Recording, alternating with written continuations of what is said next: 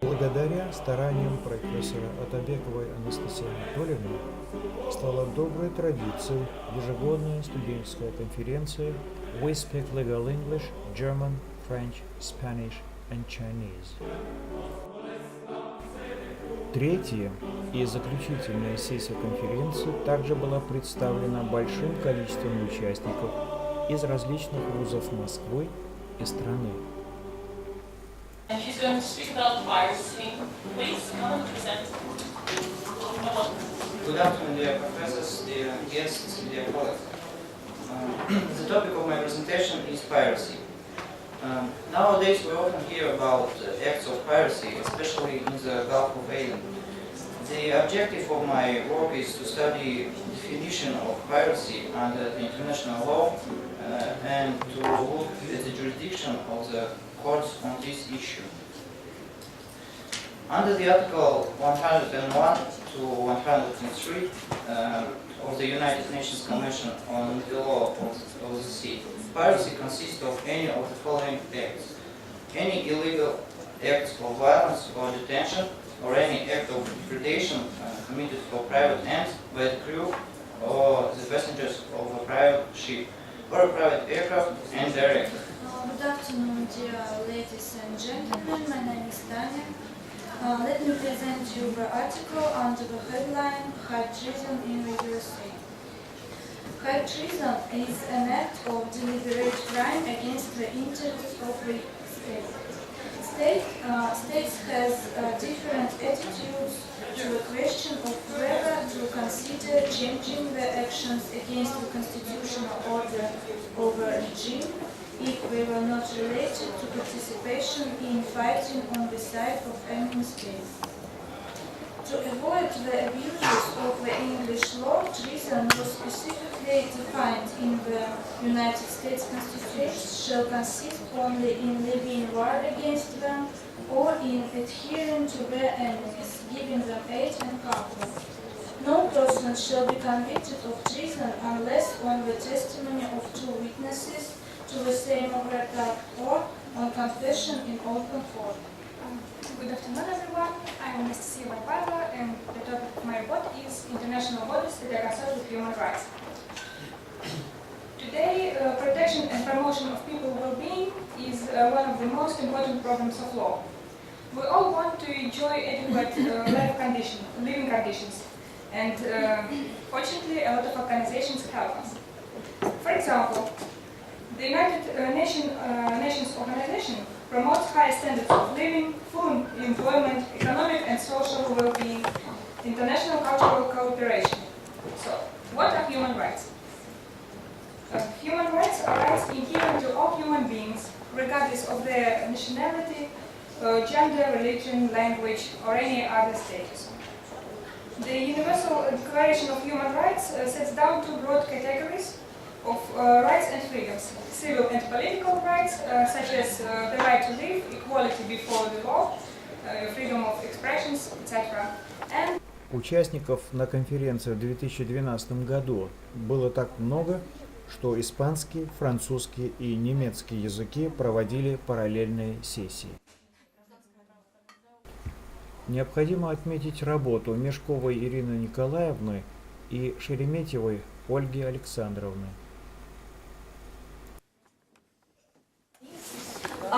Quiero presentarles el tema muy interesante y bastante actual para los hombres y para las mujeres. Es el contrato de matrimonio en España y en Rusia.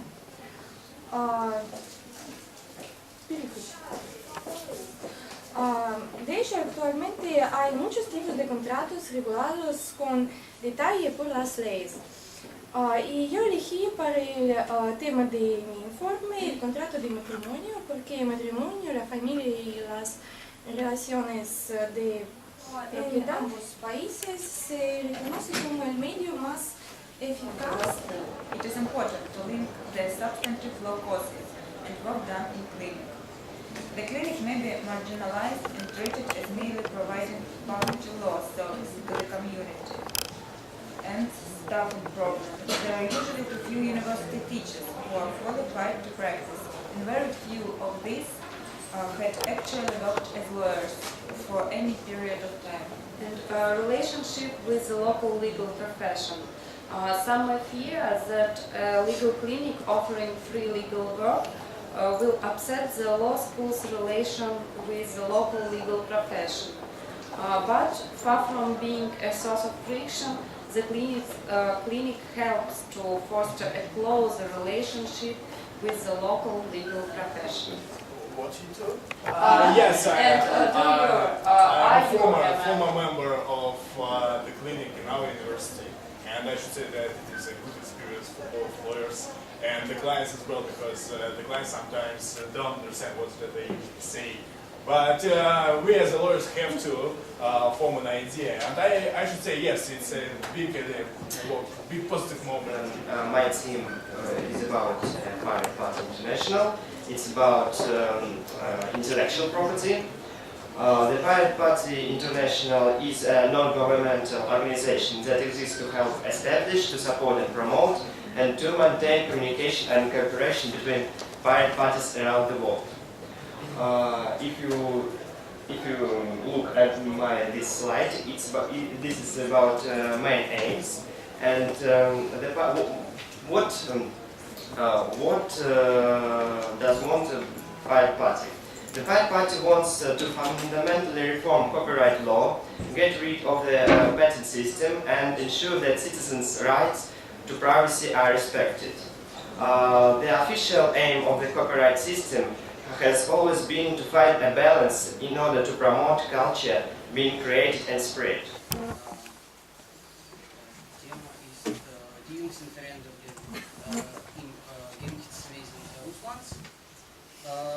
In den letzten Jahren sind viele Veränderungen in dem Gerichtswesen Russlands passiert. So wurden zwei neue Gerichte gegründet. Das sind Gericht für intellektuelle Rechte und disziplinäre richterliche Anwesenheit. Weiter wird jede Kunst charakterisiert. Aktuelle rechtlichen Streite. Deshalb ist das spezielle Schiedsgericht ganz notwendig. Damit können die Streite nicht nur rechtlich tadellos, sondern auch mit der Kenntnis der Besonderheit der intellektuellen Rechte gelöst werden. Секция немецкого языка, как всегда, одна из многочисленных. И хотелось бы отметить ее руководителя Крузы Ирину Игоревну. Der Bereich den Sachen ist ziemlich weit. Dazu gehört die Sachen auch Schutz der Ergebnisse der intellektuellen Tätigkeit, zum Beispiel im Bereich der Erwerb und der Ausübung der Urheber- und Erfinderrechte, im Bereich der Verfügung diesen Recht. Dieses Gericht kann die Sachen als Erstinstanz und als Berufungsgericht verhandeln. Heute funktioniert dieses Gericht noch nicht, aber hat das höchste Qualifikationskollegium der Gerichtsbesetzung, heißt Ludmila Novoselova. Sein Ort ist mit dem Beschluss des Plenums höchsten Schiedsgerichts in Moskau festgestellt. And such provisions ensure that such deadlock situation can be resolved. To be honest, there are plenty of deadlock mechanisms under English law, but because I am limited in time and I have only 5 to 7 minutes, I will present only 3 of them. Please note that the names of the deadlock mechanism given here are unusual, first of all, but they are not official. But they are used to make the life of shareholders easier, just because to name the whole process easier. First, gin and tonic mechanism. Gin and tonic In this case, senior managers of the companies in dispute sit down, maybe over a glass of gin and tonic, and they simply discuss the problem and the deadlock situation.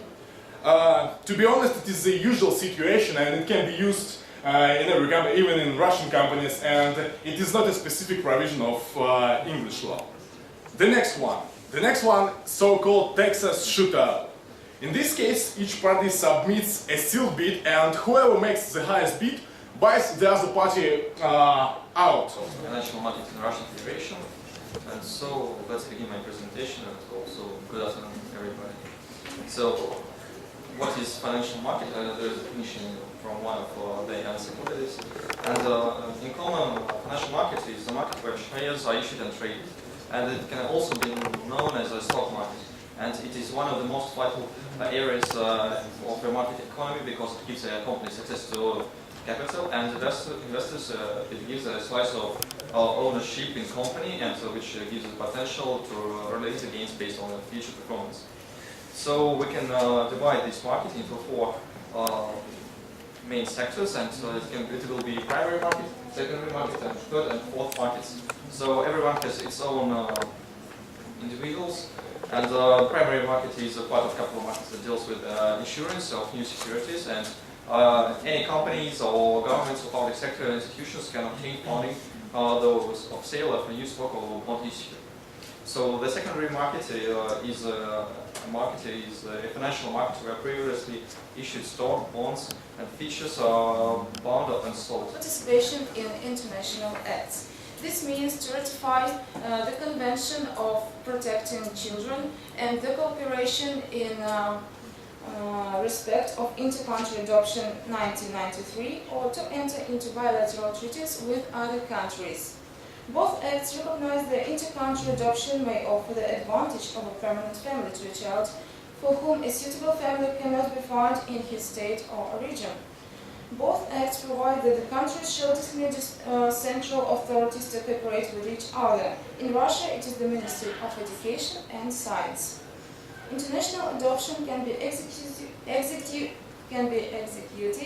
only via an accredited in Russia representative office of an agency authorized by a foreign country, which has the license and is subject to supervisions by competent authorities. Dear colleagues, my name is Natalia and I represent the People's Friendship University of Russia. The topic of my presentation is online dispute resolution.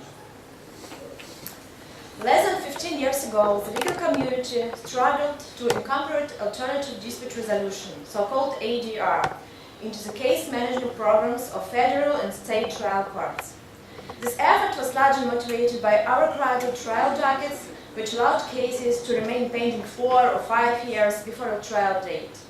Now, ADR is an accepted component of most management programs of any trial court and reaches into almost every segment of our lives. Schools, prisons, families now have access to alternative dispute resolution trainings and specialists. However, the paper-based alternatives have become expensive and time-consuming. In some cases, it is, if you know, a new ADR bureaucracy has replaced the old judicial bureaucracy. Although face-to-face and paper-based alternative dispute resolution isn't as time-consuming and expensive as litigation in the courtroom, the time and expense of paper and face-to-face meetings denies many parties the opportunity of a fair and neutral resolution of a genuine dispute. My name is Victoria, and topic of my presentation is child labor. Child labor is one of the major international problems for today. Child labor refers to the employment of children in any work that deprives children of their childhood that is mentally, physically, socially, and morally dangerous and harmful. Child labor accounts for 22% of the workforce in Asia, 32% in Africa, 17% in Latin America, and 1% in US, Canada, Europe, and others. Causes of child labor are first is primary causes. International Labour Organization suggests poverty of the greatest single causes behind child labor. Income from working children, even if small, maybe between 25 to 40% of these household incomes. Cultural causes, macroeconomic causes. Organizations have studied that the macroeconomic factors that encourage child labor. Regulate global trade. The World Trade Organization is the international body charged with overseeing and enforcing the rules of world trade. Hello everyone, I'm a student of People's Friendship University of Russia, and my topic is what we know about ICPO. It is general truth that everyone knows what ICPO is, but just a few of us have a real idea of what they particularly doing for us. International Criminal Police Organization, or ICPO, or Interpol as you wish, is the world's largest international organization with 190 member states. The main aim of ICPO is to enable police around the world to work together to make our world a safer place. Its high-tech infrastructure of technical and operational support helps meet the growing challenges of fighting crimes in the 21st century. First International Criminal Police Congress was held in Monaco in 1914, where the initiative of International Criminal Police Organization creating was approved. However, because of unknown historical events, of course we mean the Second World War, only in 1956 the charter of ICPO was approved. Well, hello everyone. Today I'm going to tell you some facts about such an interesting thing as in rem jurisdiction in the United States of America. Well, what is in rem? In rem from the Latin means in the thing itself, or against or about the thing. So in rem jurisdiction is a legal suit against not a person but an item of property or even a legal status. It is a legal term describing the power of a court to which it can exercise over real or personal property as well as a status against a person over whom the court doesn't have in-person jurisdiction. Jurisdiction in rem assumes that property or status is the primary object of the jurisdiction of the legal action rather than personal liabilities. Well, in rem jurisdictions can be necessary in following cases. First of all, in rem jurisdiction is useful when the owner of the property in question cannot be determined. Trademark which copyrights are violated file a suit against the domain name itself in the court, and the court cancels the name or transfers the rights to this name for the claimant.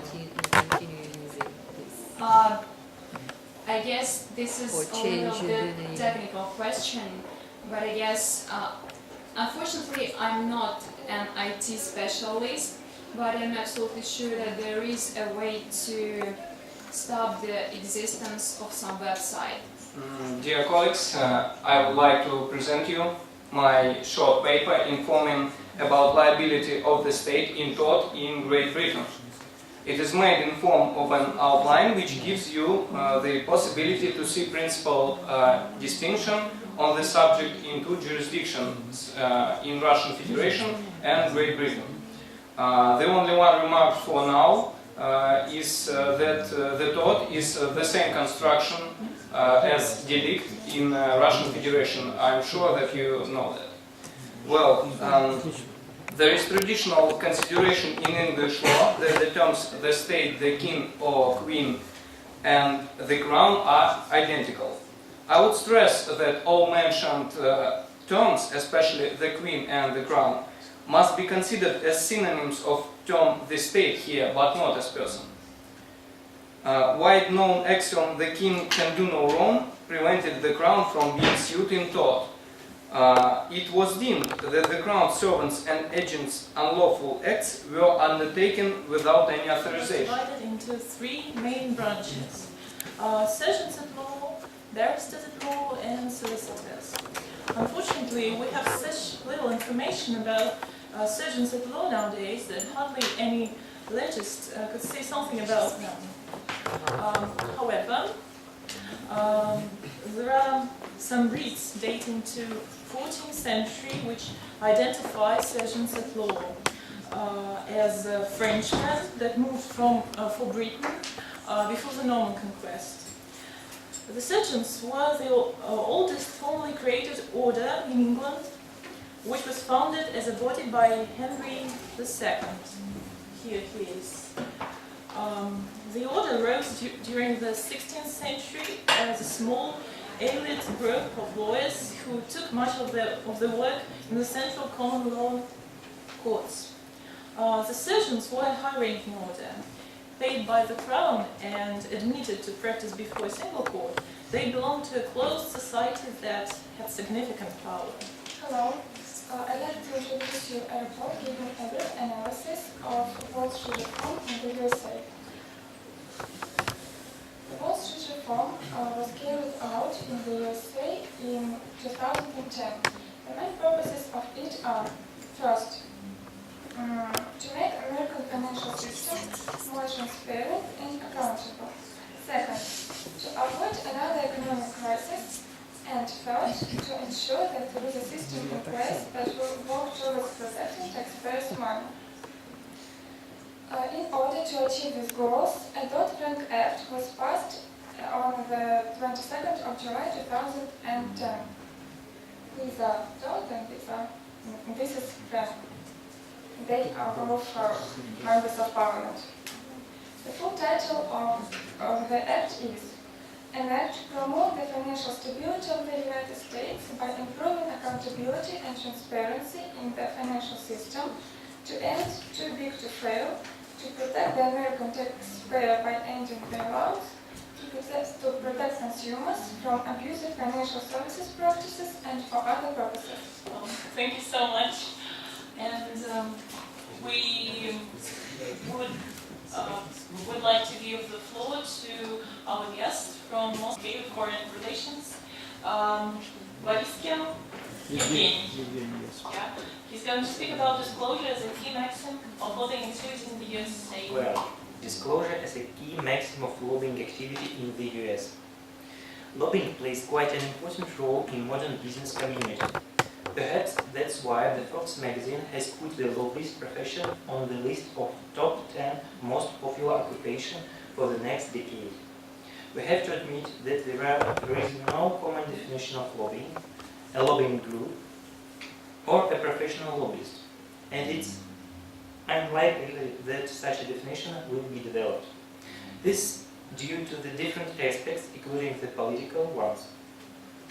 Well, but the best way is to use this definition, and it describes lobbying as a way to influence process of government decision making. There is a group of countries which have an established regulatory framework system for lobbying, and here they are. But it is interesting that, for example, Poland has a system which is very close to American one, but professional lobbyists emphasize that Poland has nothing to do with the United States of America. Attitude to this activity. This JAR Congress, and it was a race for me to be here. Well, I believe that this is an extremely important institution for us.